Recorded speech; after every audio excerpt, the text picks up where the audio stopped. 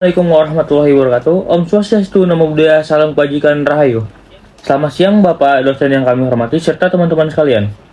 Perkenalkan kami dari kelompok 7 akan mempresentasikan tentang bahasa Indonesia sebagai bahasa pemersatuan dan bangsa negara. Saya Muhammad Farhan Kamil bersama rekan-rekan Saya Muhammad Nasbar. Saya Habibullah. Saya Ovara Santoso. Saya Bayu Purwoko. akan menjelaskan hasil proyek kami dengan berikut. Mungkin bahasa Indonesia bukan hanya sekedar alat komunikasi, tetapi juga merupakan identitas bangsa yang mampu menyatukan masyarakat Indonesia yang memiliki berbagai macam suku, budaya, dan bahasa daerah. Oleh karena itu, pada presentasi kali ini, kami akan membahas mengenai latar belakang, tujuan, sejarah, perkembangan, kedudukan, dan hasil wawancara kami pada era digital, hingga kesimpulan mengenai pentingnya bahasa Indonesia bagi bangsa Indonesia. Mungkin latar belakang akan dikemukakan oleh Farel. Ya. Indonesia dikenal sebagai negara yang memiliki keberagaman budaya dan bahasa yang sangat luar biasa. Berdasarkan data Badan Pengembangan dan Pemindaan Bahasa Indonesia memiliki lebih dari 700 bahasa daerah, sehingga menjadikan Indonesia sebagai salah satu negara dengan keberagaman bahasa terbesar di dunia. Keberagaman tersebut tentu merupakan kekayaan budaya yang sangat berharga. Namun, apabila tidak terdapat satu bahasa yang dapat dipahami oleh seluruh masyarakat Indonesia, maka komunikasi antar daerah akan menjadi sulit.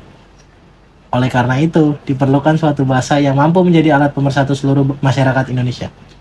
Bahasa Indonesia berasal dari bahasa Melayu yang sejak zaman Kerajaan Sriwijaya telah digunakan sebagai bahasa perdagangan dan komunikasi antar daerah, karena mudah dipelajari dan tidak mewakili suku tertentu. Bahasa Melayu kemudian dipilih sebagai dasar bahasa Indonesia. Tonggak penting lahirnya bahasa Indonesia sebagai bahasa persatuan terjadi pada tanggal 28 Oktober 1928 melalui Sumpah Pemuda.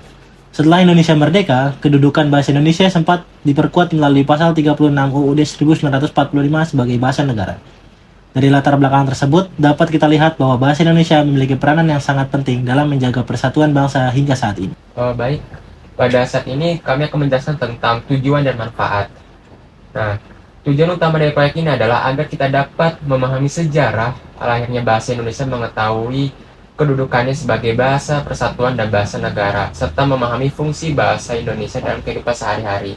Selain itu, kami juga ingin menunjukkan bahwa bahasa Indonesia merupakan simbol identitas nasional yang mampu menyatukan masyarakat Indonesia dari Sabang sampai Merauke, meskipun memiliki latar belakang budaya dan bahasa daerah yang berbeda-beda.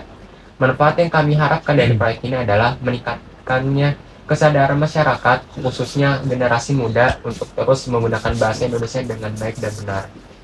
Dengan demikian, rasa bangga terhadap bahasa Indonesia sebagai identitas bangsa dapat terus tumbuh di tengah perkembangan zaman. Selanjutnya, sejarah bahasa Indonesia. Bahasa Indonesia berasal dari bahasa Melayu yang sejak dahulu telah digunakan sebagai bahasa penghubung di wilayah Nusantara. Bahasa Melayu berkembang pesat, terutama pada masa Kerajaan Sriwijaya, karena digunakan dalam perdagangan maupun hubungan antar daerah. Oleh karena itu, bahasa Melayu dipilih menjadi dasar bahasa Indonesia karena telah dikenal luas oleh masyarakat. Peristiwa yang menjadi tonggak sejarah bahasa Indonesia terjadi pada 28 Oktober, yaitu melalui Sumpah Pemuda. Dalam ikrar tersebut, para pemuda Indonesia menyatakan bahwa mereka menjunjung tinggi bahasa Indonesia sebagai bahasa persatuan. Setelah Indonesia merdeka, kedudukan bahasa Indonesia semakin kuat melalui pasal 36 Undang-Undang Dasar Negara Republik Indonesia tahun 1945 yang menetapkan bahasa Indonesia sebagai bahasa negara. Seiring perkembangan zaman, bahasa Indonesia juga terus berkembang melalui berbagai penyempurnaan ejaan, sehingga mampu mengikuti perkembangan ilmu, pengetahuan, dan teknologi. Bahasa Indonesia merupakan bahasa dinamis sehingga terus mengalami perkembangan dari waktu ke waktu. Perkembangan tersebut dapat dilihat dari perubahan sistem ejaan yang dimulai dari ejaan Van op Husen tahun 1901, kemudian ejaan Suwandi tahun 1947 dan EYD tahun 1972 dan Pubi tahun 2015, sehingga saat ini menggunakan EYD edisi 5. Selain ejaan, kosakata bahasa Indonesia juga terus berkembang mengikuti perkembangan ilmu pengetahuan, teknologi, ekonomi, dan komunikasi digital. Badan Pengembangan dan Pembinaan Bahasa juga terus melakukan penyesuaian terhadap berbagai istilah asing, sehingga bahasa Indonesia tetap relevan digunakan dalam berbagai bidang kehidupan. Hal ini menunjukkan bahwa bahasa Indonesia merupakan bahasa yang terus berkembang mengikuti kebutuhan masyarakat tanpa kehilangan identitas sebagai bahasa nasional. Selanjutnya slide 6, bahasa Indonesia memiliki kedudukan sebagai bahasa persatuan sejak diikrarkan dalam Sumpah Pemuda tahun 1928. Sebagai bahasa persatuan, bahasa Indonesia memiliki beberapa fungsi penting. Pertama, sebagai lambang kebanggaan nasional. Yang kedua, sebagai identitas bangsa Indonesia. Dan yang ketiga, sebagai alat komunikasi antar masyarakat dari berbagai daerah. Dan yang paling penting, bahasa Indonesia menjadi alat pemersatu bangsa Indonesia yang memiliki ratusan suku dan bahasa daerah. Tanpa adanya bahasa Indonesia, komunikasi antar daerah tentu akan menjadi lebih sulit. Oleh karena itu, bahasa Indonesia memiliki peranan yang sangat besar dalam menjaga persatuan dan kesulitan bangsa Indonesia. Bahasa Indonesia sebagai bahasa negara. Selain sebagai bahasa pemersatu, bahasa Indonesia juga berkedudukan sebagai bahasa negara. Hal tersebut diatur dalam pasal 36 UUD 1945 dan diperkuat melalui Undang-Undang Nomor 24 Tahun 2009.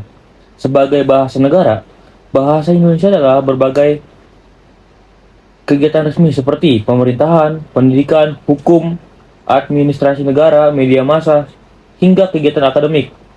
Penggunaan bahasa Indonesia dalam bidang-bidang tersebut bertujuan agar seluruh masyarakat Indonesia memperoleh informasi yang sama dan dapat berkomunikasi secara efektif. Sebagai mahasiswa, penggunaan bahasa Indonesia yang baik dan benar juga merupakan bentuk penghormatan terhadap identitas bangsa Indonesia. Oke, pada slide ini kami ingin membagikan hasil wawancara langsung yang telah kami lakukan dengan dua narasumber. Kebetulan narasumber pertama adalah saya sendiri saat diwawancari oleh Fadlan, dan narasumber kedua adalah Bapak Budi Santoso. Dari sesi wawancara tersebut, ada 3 poin penting yang kami dapatkan. Yang pertama, yaitu sebagai pemersatu di tengah perbedaan. Indonesia ini sangat luas dan kaya akan suku serta bahasa daerah. Bahasa Indonesia hadir sebagai jembatan komunikasi agar kita yang berbeda latar belakang dari Sabang sampai Merauke bisa saling memahami. Yang kedua, alasan pemilihan bahasa. Bahasa Indonesia dipilih dari bahasa Melayu karena sejak dulu sudah menjadi bahasa perdagangan di Nusantara. Selain itu, bahasa ini bersifat netral dan tidak condong ke suku tertentu, sehingga sangat mudah diterima oleh semua kalangan sejak Sumpah Pemuda tahun 1928. Ketiga, tantangan dan pesan untuk generasi muda.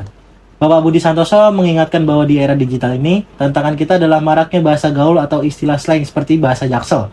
Beliau berpesan, boleh saja kita tahu bahasa gaul sebagai variasi, tetapi kita sebagai generasi muda wajib mengutamakan penggunaan bahasa Indonesia yang baik dan benar demi menjaga identitas bangsa. Lalu tantangan bahasa Indonesia di era digital. Perkembangan teknologi membawa banyak manfaat dalam kehidupan bermasyarakat. Namun, di sisi lain, penggunaan bahasa asing, bahasa gaul, dan singkatan di media sosial semakin meningkat, sehingga mulai mengaruhi penggunaan bahasa Indonesia yang baik dan benar. Meskipun demikian, perkembangan teknologi juga memberikan peluang bagi bahasa Indonesia untuk dikenal oleh masyarakat internasional. Saat ini, banyak perguruan tinggi luar negeri yang membuka program pembelajaran bahasa Indonesia. Oleh karena itu, kami sebagai generasi muda harus mampu memanfaatkan teknologi secara bijak tanpa melupakan penggunaan bahasa Indonesia yang sesuai dengan kaidah. Selanjutnya itu ada analisis hasil proyek. Berdasarkan hasil wawancara dan kajian teori yang telah kami lakukan, kami menyimpulkan bahwa bahasa Indonesia tetap memiliki kedudukan yang sangat penting dalam kehidupan masyarakat Indonesia. Bahasa Indonesia bukan hanya menjadi alat komunikasi, tetapi juga menjadi simbol identitas nasional dan pemersatu bangsa. Di tengah perkembangan globalisasi, penggunaan bahasa Indonesia harus tetap diprioritaskan agar identitas bangsa Indonesia tetap terjaga. Oke, selanjutnya itu ada kesimpulan.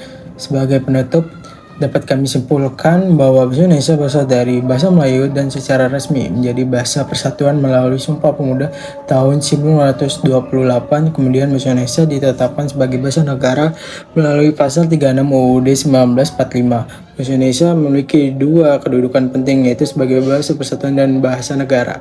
Di era digital, bahasa Indonesia menghadapi berbagai tantangan tetapi juga memiliki peluang untuk semakin dikenal di dunia internasional. Oleh karena itu, kita sebagai generasi muda memiliki tanggung jawab untuk menjaga, menggunakan, dan melestarikan bahasa Indonesia dengan baik dan benar. Oke. Selesai, apabila terdapat kesalahan maupun kekurangan dalam penyampaian materi, kami memohon maaf yang sebesar-besarnya. Lalu kami ingin berterima kasih atas perhatian Bapak dosen serta teman-teman semua. Wabillahi taufiq wal hidayah. Wassalamualaikum warahmatullahi wabarakatuh.